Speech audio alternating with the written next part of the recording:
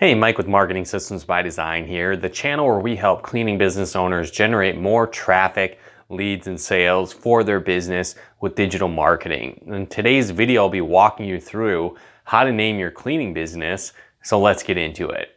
Now, this is an area that some cleaning business owners put a lot of time into and others not so much. And it really is an important aspect of growing your cleaning business, as your name is the first thing that people are going to see. It creates initial impressions about your business, and then what you name your cleaning business can also have an impact on your overall marketing strategy. So your cleaning business name really symbolizes what you represent as a company. So you want to put some thought into this, as again, as I mentioned, it can have an impact on your marketing strategy. So the first thing that you want to do as you're researching names is to see if the domain name is actually available. And you can actually just do this on GoDaddy, for example. Just type in domain name search, and then you can put in whatever various domain name you're thinking of and seeing if it's available.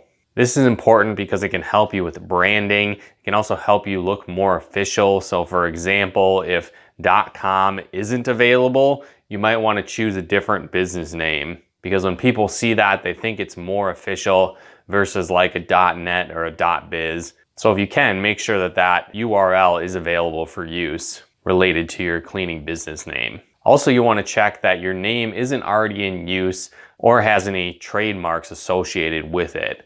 So you can simply do a simple trademark search to see if that business name is being used elsewhere. You also want to check locally with your Secretary of State to see if anyone else is using that business name in your local area, because you don't want to, again, get in a situation where you start using your name, you start branding your company, you're buying uniforms, everything that goes into that, and then only to find that you need to change your business name for legal reasons. So one of the first strategies you can do to name your business is simply just using your name. So that could be John Smith's Cleaning Service. And this is an easy way to name your business, but that's really one of the only main advantages of that strategy. There's actually a lot of disadvantages when you name your business simply on your name. One issue that can arise is that you might want to keep yourself anonymous from your business. And if you name it your name, people are going to know that you own that business, and that could potentially cause issues down the road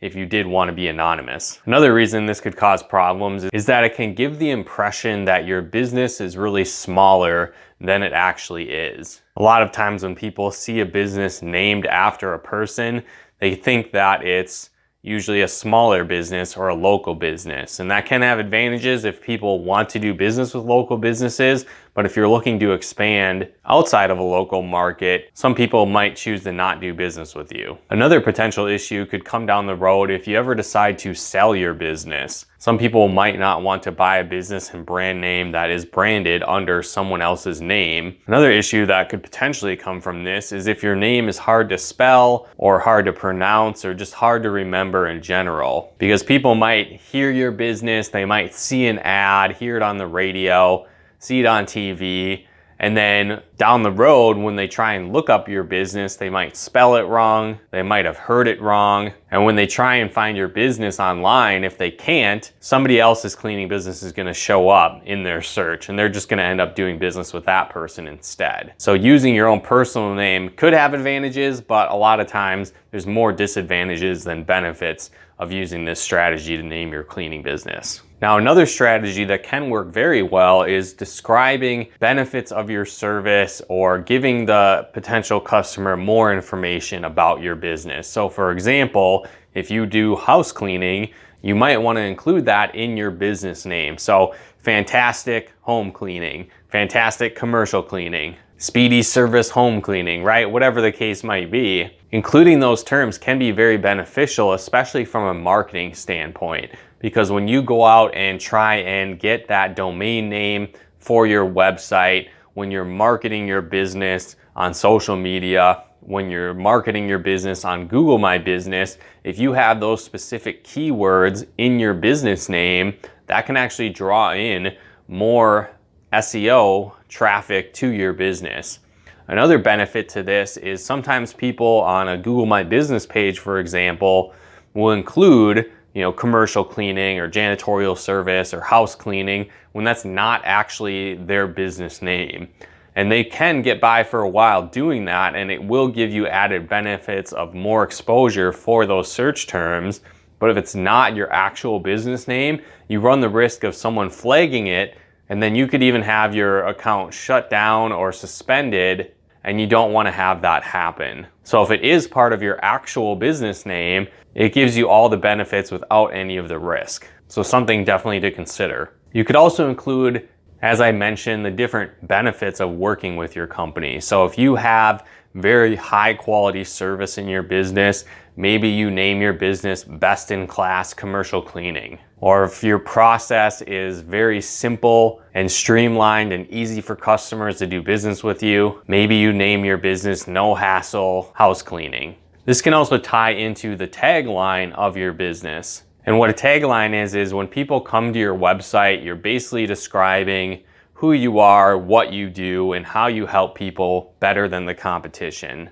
So if most people are used to dealing with a long process or jumping through a bunch of hoops to hire a cleaning service, and your tagline talks about the efficiency of your process, the zero hassle experience people have when they work with your cleaning business, they can see that right away in your business name and your tagline. And this can do a great job of attracting your ideal customers to your business. Another idea that you could implement is using the service area as a part of your business name. So maybe you named your business Superior Texas Commercial Cleaning or East Texas Janitorial Services. And so this can have a benefit again with SEO, because if people are searching for East Texas cleaning services or cleaning services in Texas, for this example, they're more likely to see your business because that's actually in your business name, it's in your URL, and it's likely listed all over your site. The downside to this strategy is if you plan to expand your business to a national level, or really just beyond the local area that you're initially marketing your business in. Because if your business name had Texas in it and then you start doing business in other states, it might seem a little weird and confusing for people. So it is a strategy if you're planning to keep your business just simply in a city or a local area, that can work well. But if you plan on expanding in the future, you might want to shy away from this strategy. Now, once you've gone through this process, you find that your name is available, you see that no one else is using it, you've planned for your marketing strategy in the future. What you want to do is start running your business name by your close family and friends, see what kind of impressions they get from it. The last thing that you want to have happen is spend all this time and energy researching, setting up domain names, starting to buy uniforms, implementing your marketing, and finding out there's something weird with your name or other people just don't like it or it doesn't make sense. So make sure you ask a few people, see their input before jumping ahead with naming your cleaning business. One thing you also want to keep in mind is that you want to make sure that your name is something that you want to stick with long term. You don't want to be 2, 3, 4 years down the road in your business and want to change your name, because it can become a very big hassle and an expensive process. Likely you're going to need to get a brand new website, you're gonna have to redesign your website, you'll have to redo all of your marketing materials, maybe buy new uniforms and branding. Also, you're going to lose all that brand recognition and brand loyalty virtually overnight. And so it can have big potential risks if you end up changing your business name down the road.